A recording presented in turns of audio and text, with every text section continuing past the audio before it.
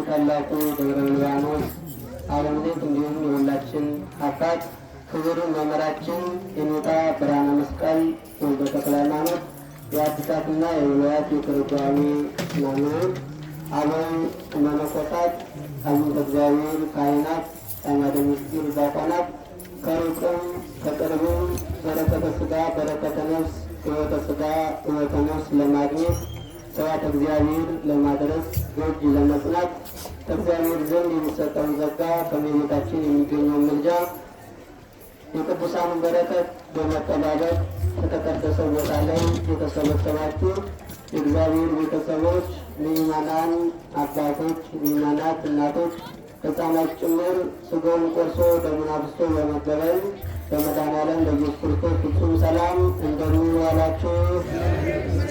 እንደምን ዋላችሁ? እንደምን ከሰዓት አደረሳችሁ?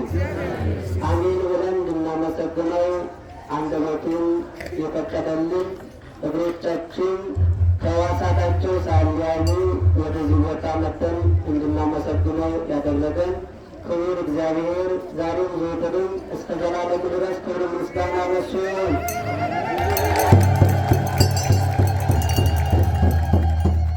እናታችን ቅድስት ድንግል እመቤታችን የተመሰገነች ትሁን። እንግዲህ በዚህ ቦታ ላይ ብዙ ታላላቅ ነገር ይደረጋል። እንደምታውቁት በጸበሉ የተፈወሳችሁ ከደዌያችሁ የዳናችሁ ብዙዎቻችሁ ታውቁታላችሁ። ጸበሉ ፈዋሽነትን ማለት ነው። አንድ እህታችን ወለተ ኪዳን የምትባል እህታችን ካንሰር የሚባል በሽታ ነበረብኝ። እንግዲህ ካንሰር ብዙ ዶክተሮች ተመራምረው መድኃኒት ያጡለት በሽታ ነው። ህመሙ በጣም ከባድ ነው። የሚያድነውም አምኖ ለመጣ ጸበል ብቻ ነው። ሌላ መድኃኒት የለውም።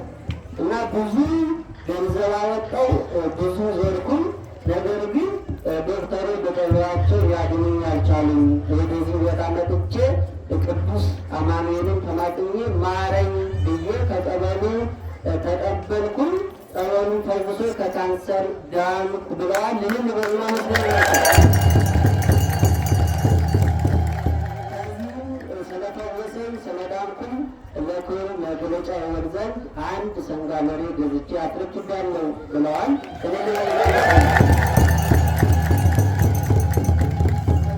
አንድ አባታችንም ወልደ አማኑኤል ይባላል። እኔም በደዌ ዳኛ በአጋጥራኛ ተይዤ ስሰቃይ ነበረ። ወደዚህ ጸበል ወጥቼ ተጠበቅኩ። ተጠምቄም ስድን አንድ ፍየል አምጥቼ አስገብቻለሁ ብለዋል። ይህን በላ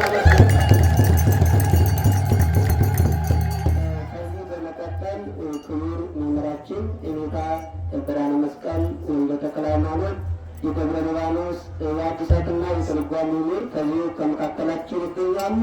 እሳቸው ለበዓሉ የሚሆነውን ትምህርት ያስተምራሉ። እሳቸው የሚናገሩበትን አንደበት እኛ ደግሞ የምንሰማበትን ዝነርበና በሁላችን ይናገላል።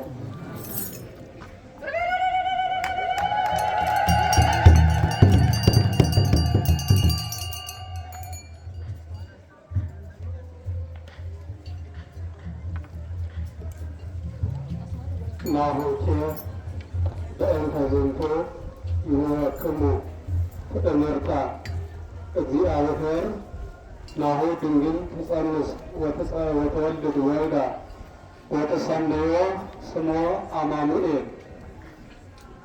ክቡር አባታችን ጸባቴ ቆሞስ አባ ሀብተ ማርያም ገብረ መስቀል፣ ክቡራን 12 አርእስተ አበው፣ ክቡራን አበው መነኮሳት፣ እናቶች መነኮሳውያን፣ በልዑል እግዚአብሔር ቸርነት በወላዲተ አምላክ አማላጅነት በጻድቁ በአባታችን በቅዱስ ተክለ ሃይማኖት ቃል ኪዳን አምናችሁ ከሩቁም ከቅርቡም በዚህ በተቀደሰው ምድር ላይ የተሰበሰባቸው ምእመናንና ምእመናት በሙሉ በልዑል እግዚአብሔር ስም እንደምን ዋላችሁ?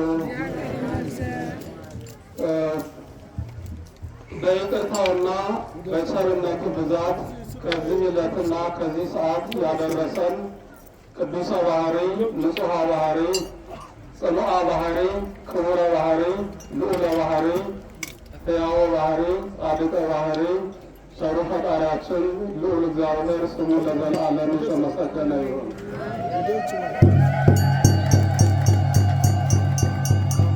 ወደ ሕይወት፣ ከአሳር ወደ ክብር፣ ከሲኦል ወደ ገነት የተሸጋገርንባት ምዕራገ ጸሎት ወላዲተ አምላክ ድንግል ማርያም ስሟ ለዘላለም የተመሰገነ ይሁን።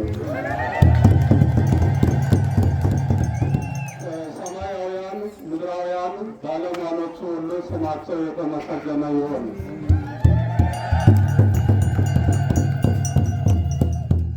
አሁን ያነሳነው ኃይለ ቃል በትንቢተ ኢሳይያስ ምዕራፍ 7 ቁጥር 14 ላይ የምናገኘው ኃይለ ቃል ነው።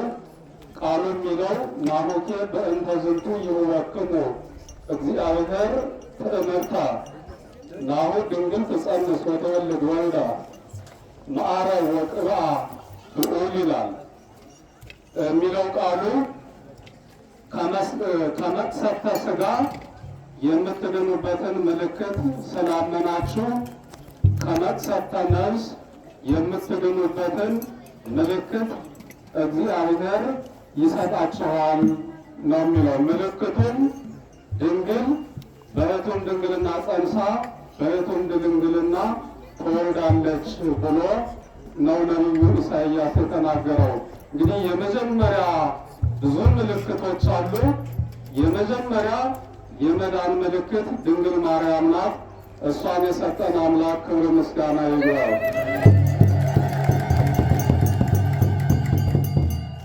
ከሞተ ሥጋ ከመቅሰፍተ ሥጋ የምትድኑበትን ምልክት ስላመናችሁ ከመቅሰፍተ ነፍስ ከሞተ ነፍስ የምትድኑበትን ምልክት እግዚአብሔር ይሰጣችኋል ብሎ ተናግሯል። እንግዲህ ዛሬ ያው የሚከበረው ቅዳሴ ቤቱም ቢሆን ያው አማኑኤል 9 አበይት በዓላት አሉት።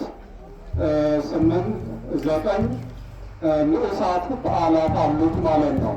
እንግዲህ እስካሁን የልደቱን፣ የጥምቀቱን፣ የቃና ዘገሊላውን በዓል ስናከብር ቆይተናል ማለት ነው። እንግዲህ አምላክ ሰው ሆኖ ከሰማይ ወርዶ ወደ ሰማይ እስከወጣ ድረስ ያው ድንቅ ድንቅ ስራዎችን እንደሰራ ነው። አሁን እንደው መጀመሪያ ትልቁ የአማኑኤል በዓሉ መቼ ነው? መጋቢት 29 ቀን ነው ማለት ነው። ትስብእት ይባላል። ስሙንም አማኑኤል ትለዋለች። አማኑኤል ማለት እግዚአብሔር ምስሌነ ማለት ነው። እግዚአብሔር ምስሌነ ማለት ደግሞ ከስጋችን ስጋ ከነፍሳችን ነፍስ ነስቶ ሰው የሆነ አምላክ ማለት ነው። ሰው የሆነው እንግዲህ የመጀመሪያው በዓል መጋቢት 29 ቀን ነው። ትልቁ በዓል ማለት ነው። ያ በዓል ለ5500 ዘመን የሰው ልጅ በኃጢአት በሞት በፍዳ በመርገም በቁራኝነት እስራት ታስሮ ሲኖር ጌታ ሰው ሲሆን ቁራኝነት ቆሞልናል። ሁላችንም ደስ ይበለን። አዳም ዕፀ በለስን ከበላ ቀን ጀምሮ ምን ሆኖ ነበረ? ዲያብሎስ ከሰራዊቱ አንዳንድ ይልካል።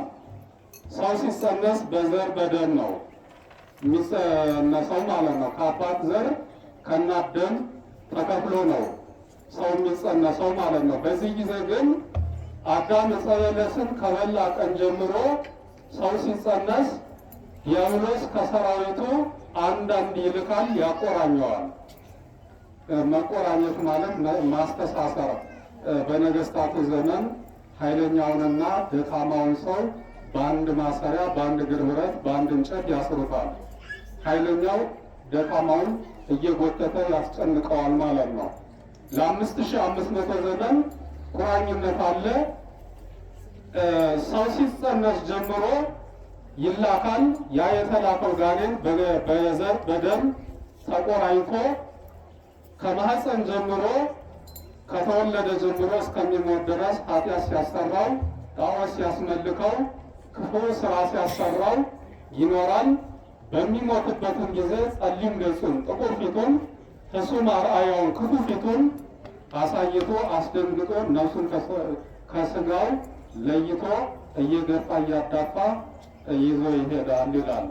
ለ5500 ዘመን እንደነ አብርሃም፣ እንደነ ኢሳይያስ፣ እንደነ ኤርምያስ፣ እንደነ ኤልያስ ያሉት በመንፈሰ ረድኤት እንዲጠበቁ፣ ሌሎቹን ግን ያው እንደዚሁ ያደርጋል። ያው ግን ሁሉም ምንም ጽድቅ ቢሰራ ምንም መልካም ነገር ቢኖረው ያለው በሞት ጥላ ስር ነው፣ በኃጢአት ጥላ ስር ነው ያለው ማለት ነው። እና ይሄ 5500 ዘመን ሲፈጸም ጌታ የዕለት ጽንስ ሆኖ በማህፀን በተቀረጸ ጊዜ ዲያብሎስ ማቆራኘት የማይችል ሆኗል ማለት ነው። እና የመጀመሪያው የአማኑኤል በዓል መጋቢት 29 ቀን ነው። በዚህ ጊዜ ያው ዲያብሎስ እንደሌላ ጊዜው ክርስቶስ የዕለት ጽንስ ሆኖ በማህፀን ከተቀረጸ ቀን በኋላ ማቆራኘት የማይችል ሆኗል ማለት ነው። እና መጋቢት 29 ቀን ቁራኝነት ቆሞልናል ነው የሚለው ማለት ነው።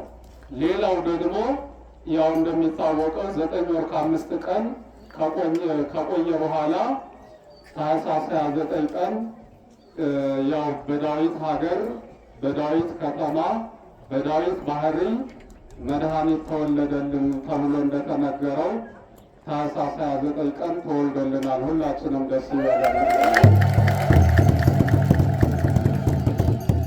በተወለደ ጊዜ ምን ሆኗል? ፍቅር ተጀምሯል። ክርስቶስ ሲወለድ እስከዛ ያው ሰውና መላእክት አንድ ሆነን ልናመሰግን ነበረ የተፈጠርነው የተዘጋጀነው። ግን አታድርጉ የተባልነውን ባደረግን ጊዜ የጸጋ አምላክነት ሰው ተሰጥቶ ሳለ ያልተሰጠውን የባህርይ አምላክነት በፈለገ ጊዜ አብሮ ማመስገን አልተቻለም። ምስጋና ቆሟል። ፍቅር ስለተጀመረ ሰማያውያን መላእክትና ምድራውያን ሞሎት እረኞቹ አንድ ሆነው አምላክ ሰው ሆነ፣ ሰውም አምላክ ሆነ ብለው አመሰገኑ። ሁላችንም ደስ ይበለን።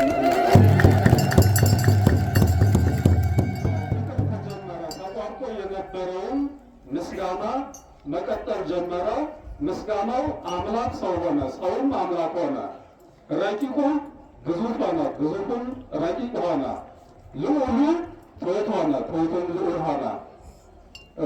ምሉኡ ውሱን ሆነ፣ ውሱኑ ደግሞ ምሉእ ሆነ።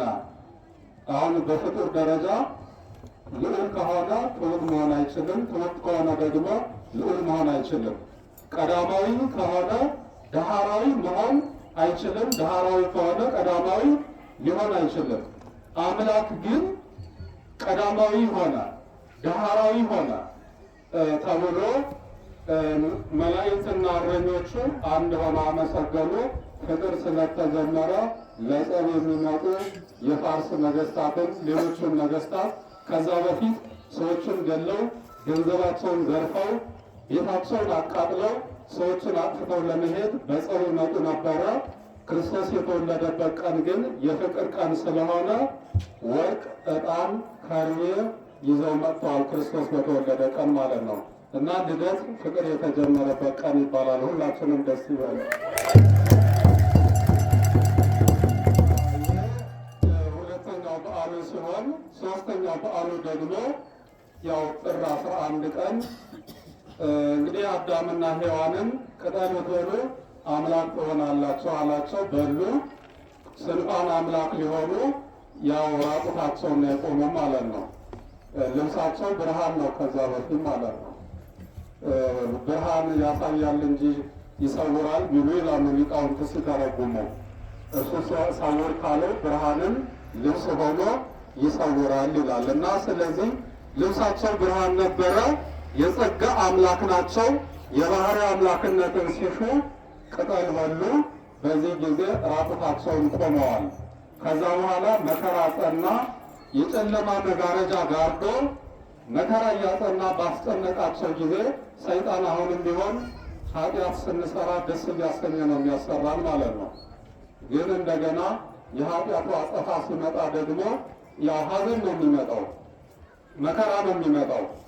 ደስ ብሎን ኃጢአቱን እንደሰራ ነው ደስ ብሎን አንቀርም እና መከራውን ባጸናባቸው የጨለማ መጋረጃ ጋርዶ መከራውን ሲያጸናባቸው አዳም ገብሩ ለዲያብሎስ ሔዋን አመቱ ለዲያብሎስ ብላችሁ የባርነት ፊርማቸውን ፈርማችሁ ብትሰጡን ምን አደርግላችኋለሁ አላቸው። መከራውን አቀልላችኋለሁ አላቸው። ያው አዳም የዲያብሎስ ባሪያ ነው፣ ሔዋንም የዲያብሎስ ገረድ ናት ብለው ፈረሙ ነው የሚለው። በዚህ ጊዜ በሁለት እብነ ሩካብ ጽፎ አንዱን በዮርዳኖስ አንዱን በሲኦል የዕዳ ደብዳቤውን ጥሏል። ሰይጣን ክፉ ስንሰራ ዛሬም ቢሆን እኩይ ፍልስጣን የሚባል ግብዝ ሰይጣን አለ ይላል። ምን ያደርጋል? የሰራነውን ሁሉ ይጽፋል ይላል። ጥቃቅኑንም ታላላቁንም ኃጢአታችንን ድካማችንን ሁሉ ይጽፋል። ግን እግዚአብሔር ቸር ስለሆነ ቄሱ እግዚአብሔር ይፍታህ ሲል ጥቃቅኑ ኃጢአት ተልጦ ተፍቆ ይወርቃል ይላል። ሁላችንም ደስ ይበላል። በጊዜ ሁሉ ያሰራል ይጽፋል፣ በጊዜ ሁሉ ማለት ነው። እና በዚህ ጊዜ አዳም የዲያብሎስ ባሪያ ነው፣ ሔዋንም የዲያብሎስ ገረድ ናት የሚለውን የዕዳ ደብዳቤ ካስፈረመ በኋላ አንዱን በዮርዳኖስ ጣለው፣ አንዱን በሲኦል ጣለው። ያው ጥር 11 ቀን እንደ ሰውነቱ ረግጦ እንደ አምላክነቱ አቅልጦ በዮርዳኖስ የተጣለውን የዕዳ ደብዳቤያችንን አጥፍቶልናል። ደስ ይበለን። የአማኑኤል በዓል ነው። ሌላው ደግሞ ነሐሴ 13 ቀን ብርሃነ መለኮቱን ገልጦ ጨለማውን አስወግዶ በልበ ሐዋርያት አድሮ የነበረውን ሰይጣን ድል የነሳበት ቀን ነው። ነሐሴ 13 ቀን ማለት ነው። ይህ አራተኛ በዓል ነው። ሌላው ደግሞ ከትንሣኤ በፊት ያለው ሆሳዕና የሚባለው እሁድ አህዮቹን ፈታችሁ አምጡ ብሎ ጌታ በተናገረ ጊዜ የታሰሩት አህዮች ሲፈቱ ሰው ሁሉ ከማእሰረ ኃጢአት እንዲፈታ አድርጓል። ሁላችንም ደስ ይበላል።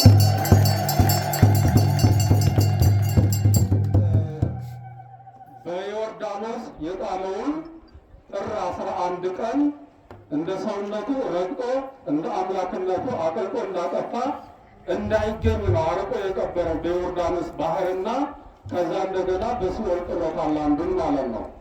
ያንን ደግሞ በዕለተ ዓርብ ከትንሣኤ በኋላ ያለው ዓርብ ቀን ያው በዓመት የምናከብረው በዓል በዚህ ጊዜ በአካለ ነፍስ ሲኦል ወርዶ የዕዳ ደብዳቤያችንን ቀዶልናል። ሁላችንም ደስ ይበላል።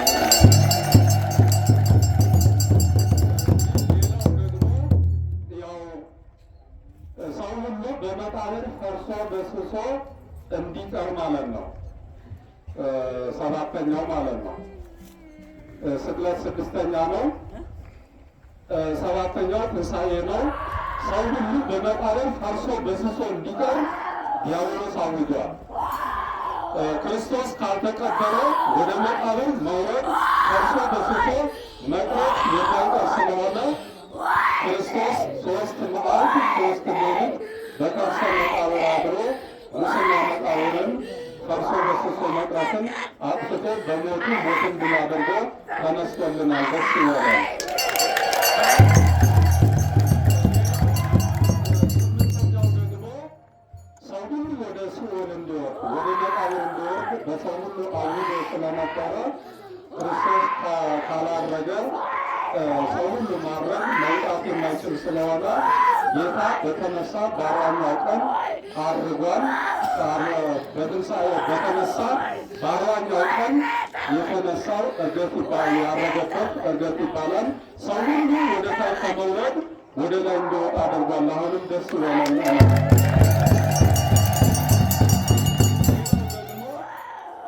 እንዳጠቃላይ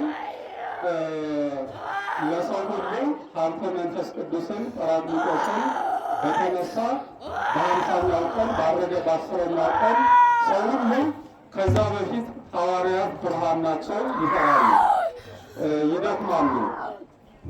ጰራቅሊጦስ መንፈስ ቅዱስን ከተቀበሉ በኋላ ግን ፈሪዎች የነበሩት፣ ጨካኞች፣ ደካሞች የነበሩት ብርቱ የሚሆኑበትን ጰራቅሊጦስ መንፈስ ቅዱስን የላከበት 8ኛ አበይት በዓል ይባላል። የጌታ የአማኑኤል ማለት ነው እና በዛ እስካሁንም ባለው ተወለደ፣ ተጠመቀ፣ ተገለጠ፣ ታየ፣ ተዳሰሰ፣ በቃና ዘገሊላ በሰርጉ ቤት ውሃውን የወይን ጠጅ አደረገ እያልን ስናመሰግን መጥተናል ማለት ነው። አሁን እስከ አለፈው እሑድ ድረስ ተወለደ፣ ተጠመቀ፣ ተገለጠ፣ በቃና ዘገሊላ ውሃውን የወይን ጠጅ አደረገ እያልን ስናስተምር ስንማር ቆይተናል። ይሄ 3 ቀኑም ያው የንስሐ ጊዜ እንደሆነ ሰው ሁሉ በንስሐ ወደ እሱ መቅረብ እንዳለበት የሚነገርበት ጊዜ ነው።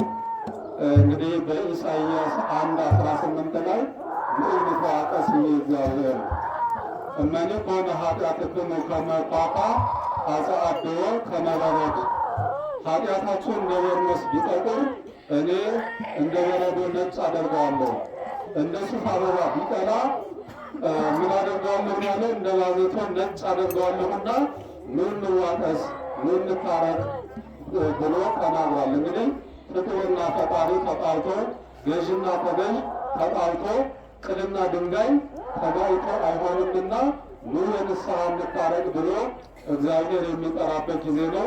አሁንም ዘመኑ አጠቃላይ ቅበላ ይባላል። አሁን ካሁን በኋላ ያለው ይህ ሰሞኑ እስከ ትናንት አለፈው እሑድ ድረስ ያው ልደት፣ ጥምቀት፣ አስተርእዮ ነው የሚባለው። ይሄ ግን አሁን ከነነዌ ጀምሮ ያለው የሚባለው ምንድነው? ቅበላ ነው የሚባለው።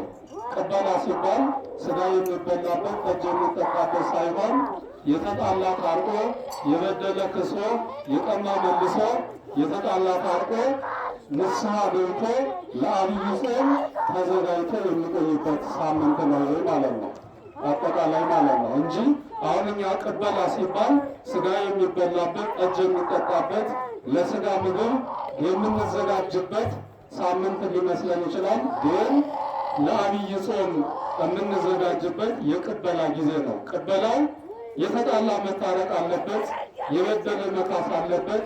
በአብይ ጾም ንስሐ መግባት አይቻልም ይላል የሕጉ መጽሐፍ ፍትሐ ነገሥቱ። ንስሐ መግባት አይቻልም። አሁን ነው አንድ ሳምንት ሲቀረው አሁን እንዳልኳችሁ የተጣላን ታርቀን የበደልን ክሰን የጎደለውን አስተካክለን ለአብይ ጾም በፍጹም ዝግጅት ተዘጋጅተን አብይ ጾምን መጠበቅ እንደሚገባን ነው ቃሉ የሚያመለክተው፣ ቅበላ የሚለው ማለት ነው። እና ሁላችንም በንስሐ እግዚአብሔርን ስናመሰግን ቆይተናል። ሌላው የመጨረሻው ዛሬ እንግዲህ ቤተ መቅደሱ ተሰርቶ አማኑኤል ወደዚህ የገባበት ነው። ዘንድሮ ከተሰራ 25ኛ ዓመት አክብረናል። ሁላችንም ደስ ይበለን።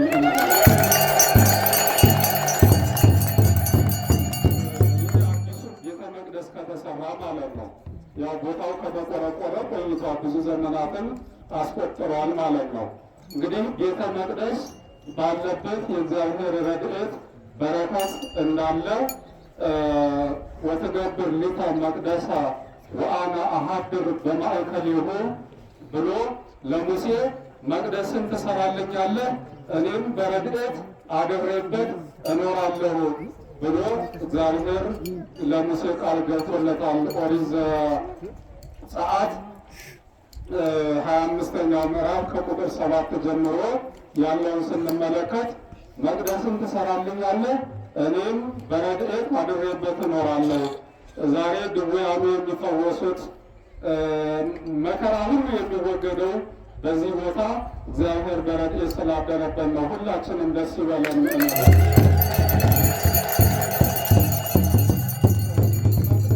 ራሱ ጌታ መቅደስ ይባላል።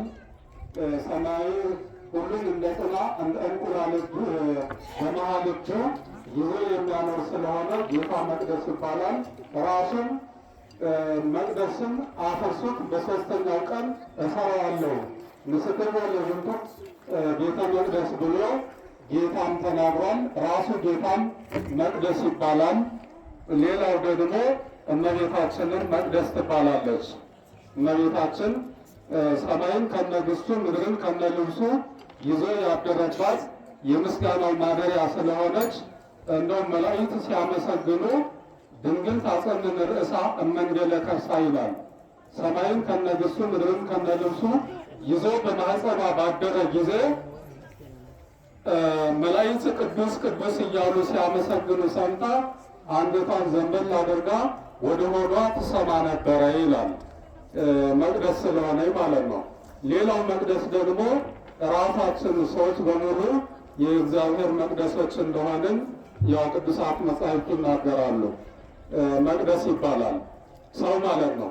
ንጹሕ ሕሊና ካለው፣ ንጹሕ ስራ፣ የጸና ሃይማኖት፣ የቀና ምግባር ካለው ሰው የእግዚአብሔር ቤተ መቅደስ ነው።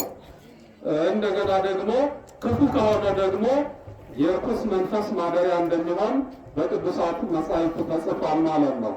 እና ሶስተኛው መቅደስ ሰው ነው። ሌላው ደግሞ መቅደስ ኢየሩሳሌም ሰማያዊትን መቅደስ ትባላለች። ሌላው ደብተራ ኦሪት መቅደስ ተብላለች። ሌላው ደግሞ ሰሎሞን ያሰራው ቤተ መቅደስ ተብሏል። እንደው ስንመለከት ቤተ መቅደስን የሚሰራ ያው እግዚአብሔር የፈቀደለት እግዚአብሔር ያደለው ሰው እንደሆነ በዳዊትና በሰሎሞን ታሪክ ያው ይታወቃል ታሪኩ ማለት ነው። እንግዲህ ዳዊት እንደ ልቤ ወደድኩት የተባለ ታላቅ ሰው እንደሆነ እግዚአብሔር በረድኤት የጎበኘው ታላቅ ሰው ነው። ግን ቤተ መቅደስን ሊሰራ ባሰበው ጊዜ በአንተ አይደረግም፣ በልጅ ከአብራክህ በተከፈለው በሰሎሞን ይደረጋል ነው ያለው። እንግዲህ አሞሪዎንና ያውሴዎን የሚባሉ ጠላቶችን አጥፍቶ በኢየሩሳሌም በጽድ በዘግባ በታነጸ ቤት ተቀምጦ ሳለ ነቢዩ ናታን ሊጠይቀው መጣ ነው የሚለው። ሊጠይቀው ሲመጣ አዝኖ አገኘው ይላል። አዝኗል ዳዊት። ጠላት ጠፍቶልሃል፣ ደስ ብሎሃል ብዬ ልጠይቅህ ብመጣ ምን ሆነህ አዝነሃል አለው። እኔ ያላዘንኩም አይዘን፣ እኔ በጽድ በዘግባ በታነጸ ታላቅ ቤተ መቅደስ ተቀምጬ ታቦተ ጽዮን በእዳሪ ባሮጌ ድንኳን ተቀምጣ እንዴት አላዝንም አለው። ጠላት ነው ጠርቶልሃል፣ ቤተ መቅደስ ለምን አትሰራላትም አለው። ያውስ ቢሆን አንተ ወደ እግዚአብሔር ካላመለከትክልኝ እንዴት ይሆናል አለው። ከዛ በኋላ ሱባኤ ገቡ። አንተም ሱባኤ ግባ እኔም እገባለሁ ተባብለው ሱባኤ ሲገቡ ለነቢዩ ናታን የተገለጸለት በልጅ በሰሎሞን ከአብራክህ በተከፈለው ቤተ መቅደስ ይሰራል፣ በአንተ ግን አይሰራም ብሎ እግዚአብሔር በልጅ በሰሎሞን ቤተ መቅደስ እንደሚሰራ ተነግሮታል ማለት ነው። ከዛ በኋላ ያው ሰሎሞን ቤተ መቅደስን ሰርቷል። ከሰሎሞን እስከ ክርስቶስ በሶስት ድንጋይ የተሰራችው ቤተ ክርስቲያን ራሱ ክርስቶስ እስከሚያንጻት ድረስ ያው መቅደስ ይባል ነበረ። ክርስቶስ በሶስት ድንጋይ ካነጸ በኋላ ያለው የህንፃው የድንጋይ ሌላ ሳይሆን የክርስቶስ አካል እንደሆነች ቤተ ክርስቲያን ያው ቤተ ክርስቲያንም መቅደስ ትባላለች ማለት ነው። እና በአጠቃላይ በነገሮች ሁሉ ያው ዛሬ በዚህ ቅዱስ ቦታ ተሰብስበን በዓሉን የምናከብረው ቤተ መቅደሱ ተሰርቶ የተመረቀበት እግዚአብሔር በረድኤት ያደረበት በረከት ድኅነተ ሥጋ ድኅነተ ነፍስ እንዲሰጥ የተደረገበት ቀን ስለሆነ ነው። እዚህ ዕለትና እዚህ ሰዓት ያደረሰን አምላክ ክብር ምስጋና ይግባው። ቃለ ሕይወት ያሰማልን፣ ቃለ ሕይወት ያሰማልን። የአገልግሎት ዘመናቸውን ይባርክልን። እግዚአብሔርን እልል ብላችሁ አንድ ያመስግኑልን። የሚያሳሰሉትን የተማርነውን በስራ ለመተርጎም የአምላካችን የእግዚአብሔር ቅዱስ ፈቃዱ ይሆንልን። አማኑኤል አምላካችን በረከት በረድኤት እንዲጎበኘን በዓሉን የሰላም የበረከት በዓል እንዲያደርግልን ከዚህ ዕለት እዚህ ዓመት በሰላም በጤና በሕይወት ጠብቆ እንዲያደርሰን አቡነ ዘበሰማያት